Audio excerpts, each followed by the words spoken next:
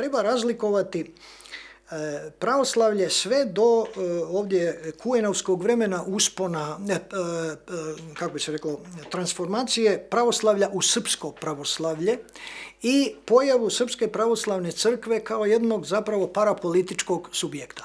Ona je jezgra oko koje se onda iz pravoslavne populacije oblikuju Srbi u modernom izdanju.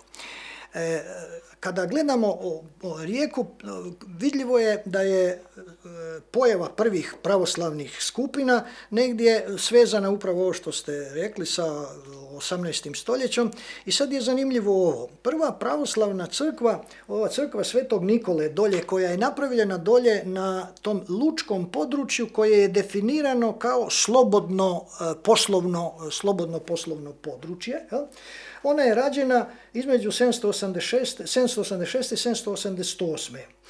Ali nije rađena kao crkva za srpsko pravoslavlje, nego je rađena generalno za pravoslavne vjernike koji neki manjinski se pojavljuju u to vrijeme, po ovim podacima koje ja imam, živi tek u Rijeci tada 28 pravoslavnih obitelji.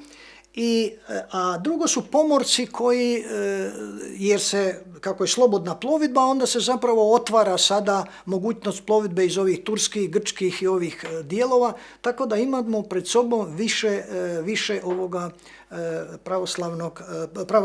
pravoslavnih pomoraca.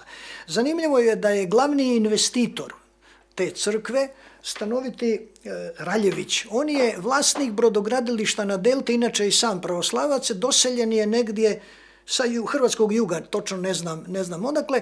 Dakle, riječ je o jednom toku koji nema nikakve striktne političke veze.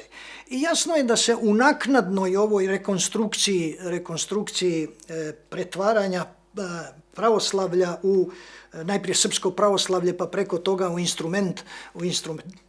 instrument političke ekspanzije Srbije, jasno je onda da se to povratno jednostavno ne vodi računa o činjenicama. Od tada postoji jedna manjinska skupina pravoslavaca u Rijeci, ali velim ovdje sve do prve Jugoslavije i do činjenice da je jedan broj njih bio uključen u jugoslavenski integralizam tada, zapravo mi nemamo pred sobom neku, kako bi se reklo, to pravoslavlje kao nekakav čimbenik koji je u svemu društveno i politički ključan.